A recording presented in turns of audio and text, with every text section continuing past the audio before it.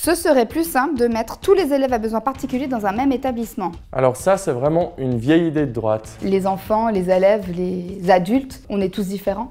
Et c'est pas parce qu'on a une difficulté dans la vie, un handicap, une maladie, qu'on doit être mis de côté. Nous, au Parti socialiste, on pense que chacun des enfants de ce canton a une place dans le système de formation et on défend l'inclusion parce que chaque enfant peut apporter quelque chose à sa classe ou aux autres élèves. Pour cela, il faut du personnel formé dans plusieurs secteurs, comme par exemple le social, l'éducatif et le psychologique.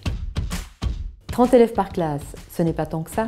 Alors oui, c'est énormément. Chaque élève a le droit à une formation qui soit de qualité et pour cela, on doit préserver le nombre d'élèves par classe. C'est vrai qu'au PS, on s'est toujours battu et on continuera à se battre sur un nombre de postes conséquent et adéquat à la réalité du terrain.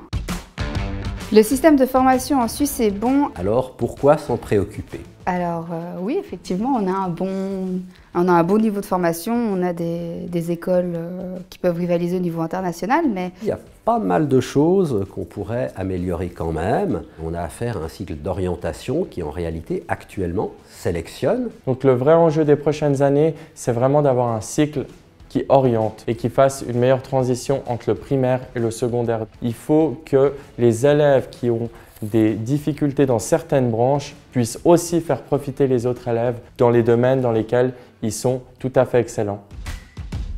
Ceux qui choisissent d'avoir des enfants devraient assumer de les garder. Non. On est dans une société où vivre avec un seul revenu n'est plus possible.